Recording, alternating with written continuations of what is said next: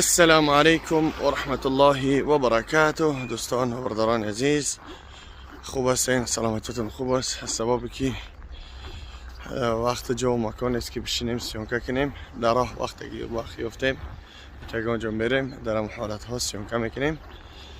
برادران عزیز، یا اینکه افا یا که خواهرها، هر حالتی که از بدن شما اون چیزهای یعنی جین شیاطین که خارج میشه و شما حرکت کنین طول 6 ماه یا اینکه 5 ماه، خلاص گپ که بسیار وقت خود را با طاعت عبادت الله بگذرانیم، یعنی از معصیت ها، یعنی از موسیقی ها، از رقص بازی، ای دیوانگی، ای بی نمازی، ای ترک نماز، یعنی نمازها را ترک نکنین تا اینکه همونها در بدن شما ندرآیند. وقتی اونها خارج میشن از بدن شما، طول چند قفای شما میگردن که اگر خطاگی کردن اونها باز هم میدرآیند.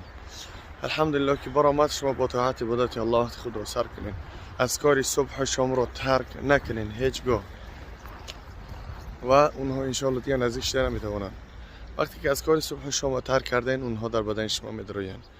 دوم، یعنی از ما بسیاری ها خریداری میکنن یک داروی است به نام راوند.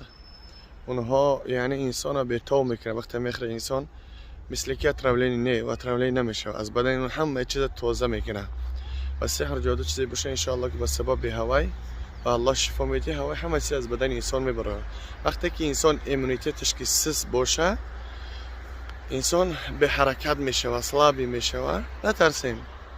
1 ساعت 2 ساعت بعضی اور 5 ساعت بعضی اور 1 روز همین خیلی حالات ها تا گرفتار میکنه. انسانی که مثلا امرا میخره تقریبا 6-7 ساعت مقصد در خانه باشه بهتره، برای اونه که شکم دردش میکنه، شکم روش میکنه، پناسش میکنه، در خانه باشه تا اینکه مثلا که حاجت رفته تیز بتوانه و پرتافتن میگیره. ده شاید مثلا من خودم خوردم 3 بار پرتافتم، ماکسیموم 2 ساعت مثلا به او تمام کرد تمام.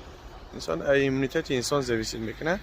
از هم خاطر برادران عزیز دعاگو باشین، خدا نیان کسی ما شما به این بیماری مبتلا مگردانه.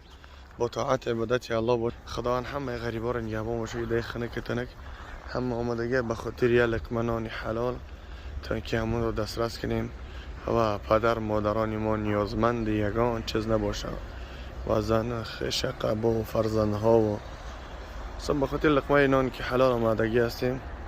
خدا همون لقمه نان حلال برای حرکت ما و شما نصیب بگردانه و توفیق بندگی رو و شخصانی که بی فرزند هستند الله برای اونها فرزندهای صالح و صالحه و سالم و سالمه را نصیب گردانه. با دعا باشین. السلام علیکم و رحمت الله و برکاته.